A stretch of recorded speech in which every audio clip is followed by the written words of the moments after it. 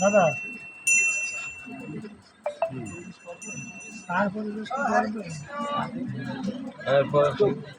চা খাবেন কি?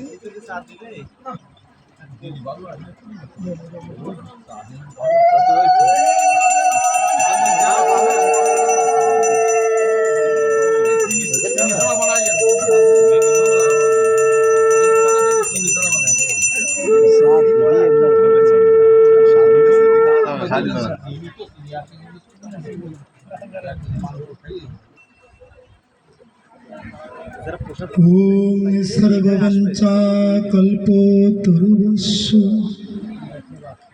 कृपा सिन्धुभ्येव च प्रतितनं पावनेभ्यो सर्ववैष्णवेभ्यो नमो नमः।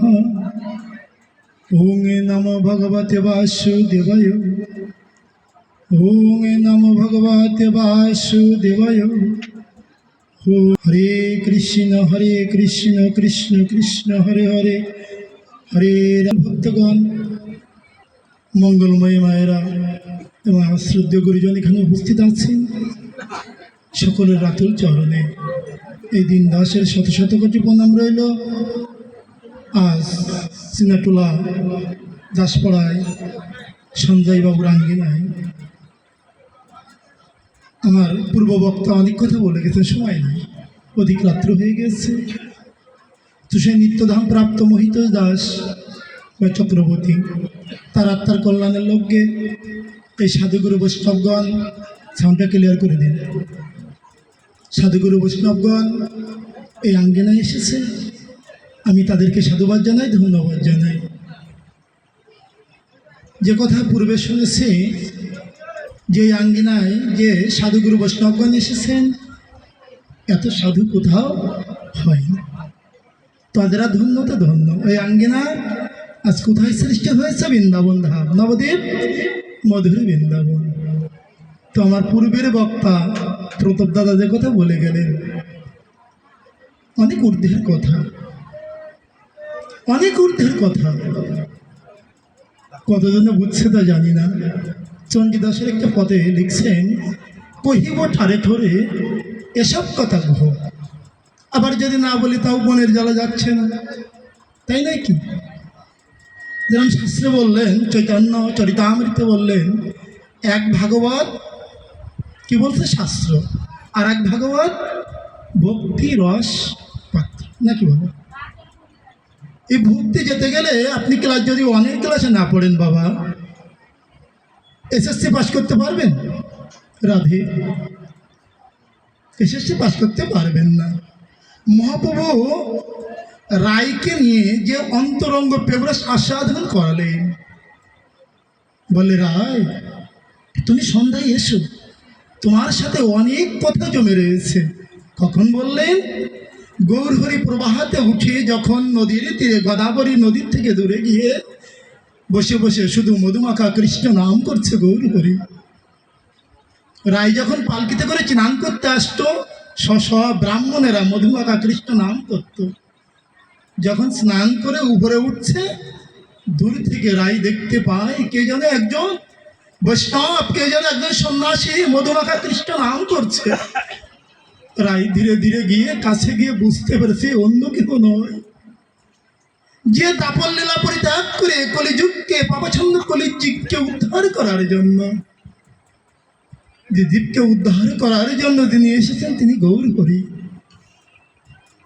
গৌরের চরণে লুকিয়ে গেলেন, বললে প্রভু আমাকে চিনতে পেরেছে?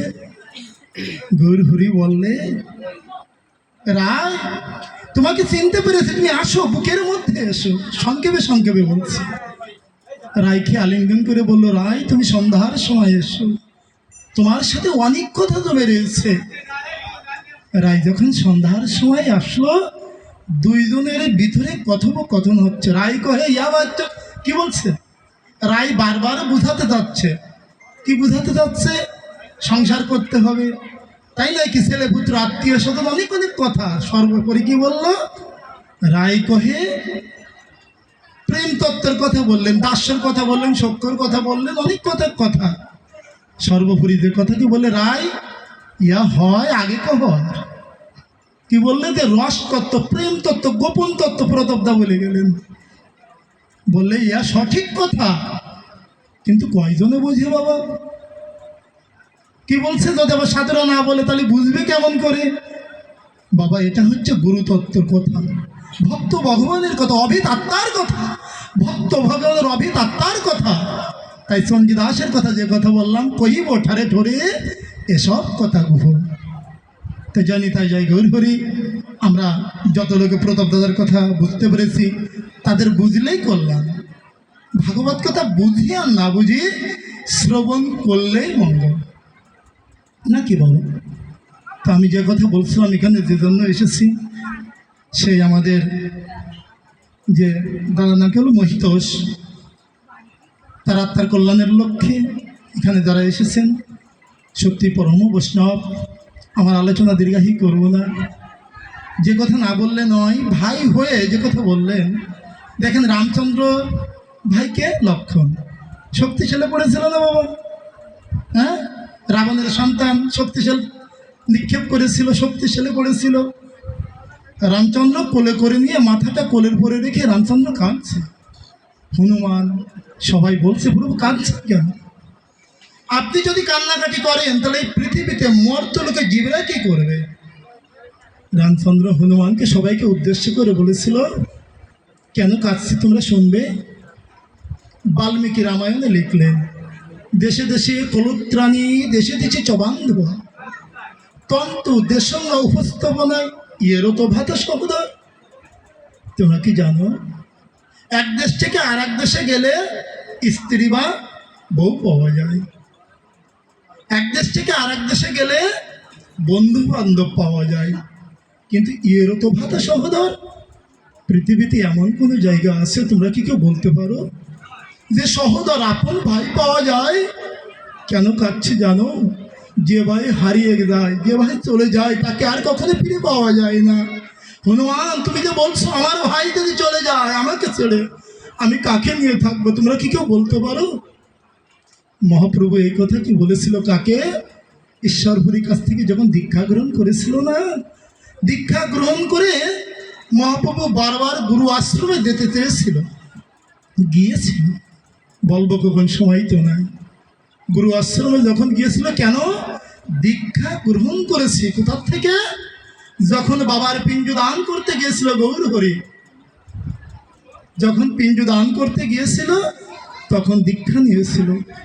দীক্ষা নেওয়ার পরে গৌর হরি হরিনাম করতে করতে অচেতন হয়ে যায়, পাগল হয়ে যায়। যদি আবার কেউ কর্ণে এই মধুমাখা কৃষ্ণ নাম দিয়ে দেয়, আবার গৌর হরি উঠে হা কৃষ্ণ করে। তাই গৌর হরি বারবার গুরু আশ্রমে গিয়েছিল। কেন? গুরুর কাছ থেকে কিন্তু জানতে হবে, কিন্তু বুঝতে হবে। যে কথা প্রতাপ দাদা বললেন, গুরু বিনা এ সংসারে আর কিছু নাই। তা গুরু কাছ থেকে জানার জন্য, বোঝার জন্য গৌর হরি বারবার গুরু আশ্রমে গিয়েছিলেন। কিন্তু ঈশ্বরপুরী যখন জানতে পারলেন যে এই কলিযুগের যিনি ভগবান, যিনি গৌর হরি, সেই গৌর হরি গুরুদেব আমি হয়েছি, আমি আর কখনো জীবন থাকতে আর কখনো গৌরের সাথে দেখা করব না, আমি আর কোনোদিন গৌরের সাথে দেখা করব না। মনে অনেক ইচ্ছা ছিল, যদি কোনোদিন কলিযুগের ভগবানকে একবারে পেয়ে যায়, তার রাতুল চরণ দুখানা নিয়ে না আমার সর্বে অঙ্গে লেপন করে দিব।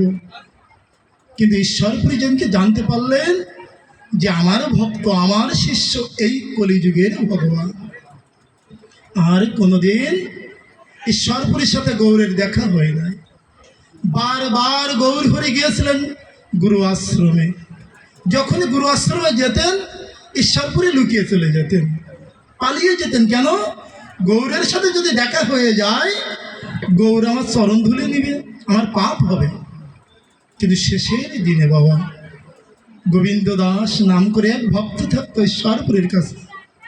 গোবিন্দ দাস ঈশ্বরপুরকে বলেছিল, গুরুজি আমি বুঝতে পেরেছি আমার আগে আপনি নিত্যলীলা প্রবেশ করবেন, আমাকে কার কাছে রেখে যাবেন? আমি দীক্ষা নেওয়ার পরে আপনার আশ্রমে থেকে গেছি, জীবনে কোনোদিন বিবাহ করি নাই, আমি আপনাকে ছাড়া জীবনে আর কিছু চিনি না, জানি না, মানি না, আমি আর কি কোথাও যেতে চাই না, আমাকে কার কাছে রেখে যাবেন? ঈশ্বরপুরী মৃদু হেসে বলেছিল, গোবিন্দ দাস তোকে এমন একজনের কাছে রেখে যাব, ওরে আমি তো শুধু তোর গুরু, আর যিনি এই পৃথিবী বিশ্বভাণ্ডারের মালিক, যিনি এই পৃথিবী সবার গুরু, তার চরণে তোকে রেখে যাব। শেষের দিনে যেদিনকে বিছানায় পড়ে গেলেন ঈশ্বরপুরী, মন্দা মন্দা শরীর আর চলছে না। এবার গৌরকে দূর থেকে রাখছে, গৌর তুই একবার শেষের দিনে এসে দেখা দে, গৌর তুই কোথায় আছিস, একবার এসে দেখা দে। গৌর হরি এবার শ্রীবাস অঙ্গন থেকে ছুটছে খালি পায়ে। জানেন দৌড়াতে দৌড়াতে গৌর হরি দৌড়াচ্ছে, কথা বলছে না কেন? কতদিন গুরু আশ্রমে গিয়েছি, গুরুর সাথে দেখা হয় নাই, আর সেই গুরুদেব আমাকে ডাকছে, হুঙ্কার করে আত্মনাদ করে আমাকে ডাকছে, গৌর একবার এসে দেখা দে। গৌর হরি দৌড়াচ্ছে জানেন খালি পায়ে, তো পায়ের ভিতরে কত কাটা বেঁধে বেঁধে রক্ত ঝরঝর করে পড়ছে। ভক্তরা বলছে, প্রভু একটু দাঁড়ান, কাঁটাটা বের করে দিই। কথা বলছে না, সময় নাই। আজ গুরুদেব আমাকে ডাকছে, গুরুদেব বারবার বলছে, গৌর একবার শেষের দিনে এসে দেখা দে। গৌর হরি দৌড়াতে দৌড়াতে গিয়ে ঈশ্বরপুরীর চরণের কাছে গিয়ে যখন দাঁড়িয়েছে না, ঈশ্বরপুরী চোখ মেলে দেখতে পায় গৌর হরি এসেছে। গোবিন্দ দাসকে বলছে, গোবিন্দ দাস তুই বলেছিলেন আমি তোকে কার চরণে রেখে যাব? গোবিন্দ দাস এইদিকে আয়, আমি শুধু তোদেরই গুরুদেব, তুই জানিস এই বিশ্বভাণ্ডারে সবারই গুরুদেব এই গৌর হরি। গৌর তোর এই দাদাকে না একটু দেখে রাখিস, তোর চরণে ঠাই দিস। গৌরীর চরণে রেখে গেল জানি।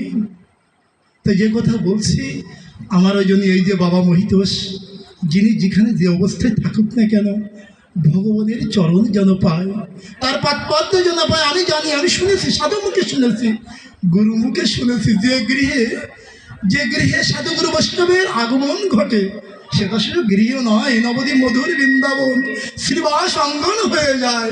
এই সাধুরাই পরে একমাত্র মুক্তি দিতে পারে না। বাবা টিয়া পাখিকে মুক্তি দিয়েছিল না, আপনারা জানেন? তাহলে সাধুরাই পরে একমাত্র মুক্তির পথ বের করে দিতে। আপনারা যত সাধুগুরু বৈষ্ণবগণ এসেছেন এই গৃহে, আপনারা ভগবানের নিকট প্রার্থনা করবেন, অবশ্যই যেন সেই মহিতোষ দাসের আত্মা যেন সেই ভব সিন্ধু পার হয়ে ভগবানের রাতুল চরণে যেন পদ্মে যেন পায়। আপনারা এই প্রার্থনা করবেন, আপনাদের কল্যাণ হোক, মঙ্গল হোক। জয় নিতাই, জয় গৌর হরি বল। সর্বোপরি দুটি লাইন বলবো। হরিদাস, যে ব্রহ্মা হরিদাস, চতুর্মুখী ব্রহ্মা, তিনি যখন লীলা সম্ভারণ করবেন, অনেক ইচ্ছা ছিল মনে, কিন্তু বলতে পারি নাই প্রভুকে। সর্বোপরি যখন প্রভু গিয়ে দাঁড়ালেন তার চরণের কাছে, হরিদাসকে উদ্দেশ্য করে বলছে, হরিদাস তুমি এবার কিছু চেয়ে নাও, তোমাকে তো জীবনে সুখ দিতে পারি নাই, শান্তি দিতে পারি নাই, এবার তুমি কিছু চেয়ে নাও। হরিদাস বলছে, প্রভু যা দিয়েছেন, যে মধুমাখা কৃষ্ণ নাম আমাকে দিয়েছেন, আর জীবনে আর কিছু চাওয়ার নাই। তবুও গৌর হরি বলছে, হরিদাস তুমি এবার কিছু চেয়ে নাও। হরিদাস বলতে সুযোগ যতক্ষণ পেয়েছি এবার চেয়ে নেব। বলছে, কি চেয়েছে প্রভুর কাছে? প্রভুকে করজোড় হয়ে বলছে, প্রভু হৃদয়ে ধরিম তোমার যুগল চরণ, নয়নে দেখিম তোমার চাঁদ বদন, জিহ্বায় উচ্চারিম তোমার শ্রীকৃষ্ণ চৈতন্য নাম, এই তো মোর ইচ্ছা সারিব পরা। গৌর হরি কি করলো জানেন? গৌর হরি হরিদাসকে জড়িয়ে ধরে পাগলের মতো ধেই ধেই করে নাচছে। হরিদাস তুমি জন্ম নেওয়ার পরে তোমাকে সুখ দিতে পারি নাই, তোমাকে কোনোদিন ভালো মন্দ কিছু দিতে পারি নাই, তুমি এই জন্য অনুরাগ করে আমার আগে চলে যেতে চাও। হরিদাস তুমি চলে গেলে আমি কাকে নিয়ে থাকবো? হরিদাস বলেছিল, প্রভু আমার মতো কিচিকিচির একজন পিপিলিকায় যদি চলে যায়, আপনার বড় বড় ভক্ত রয়েছে, রায় রামানন্দ, সেন সেবানন্দ, স্বরূপ দামোদর, সিকি ভাইটি, বড় বড় ভক্ত রয়েছে, তাদেরকে নিয়ে থাকবেন। গৌর হরি বলেছিল, হরিদাস তোমার মতো আপন করে, তোমার মতো দিবারিশি কেউ আমাকে আপন করে কেউ ডাকে না হরিদাস। জানো, তুমি এক গ্লাস জল খেতে গেলে, এক গ্লাস কিছু খেতে গেলে, তুমি আমাকে না ডেকে, আমাকে নিবেদন করে না দিয়ে কিছু গ্রহণ করো না। তোমার মতো আপন করে কেউ আমাকে ডাকে না।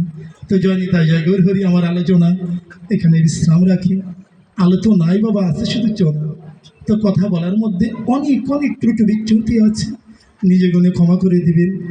আর সবাই একটু সেই মহিতোষ বাবাজির জন্য ভগবানের নিকট স্যালেন্ডার বা নতস্বীকার যেটা বলে দুই বাহু তুলে একটু মেয়েরা উলুর ধ্বনি আর আমরা জয়ের ধ্বনি দিয়ে ভগবানের আতুল চরণে প্রার্থনা জানাবো। তা না হলে আমরা এখানে কেন এসেছি?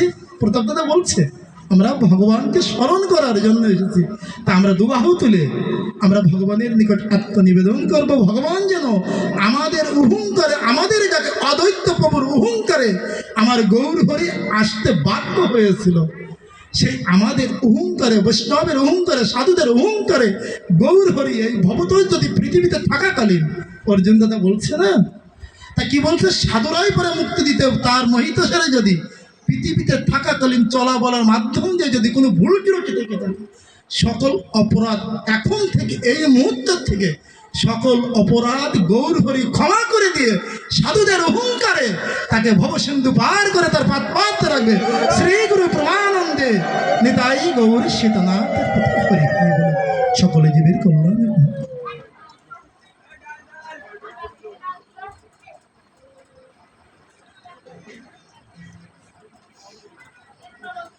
অফ করা রেস্টুরেন্ট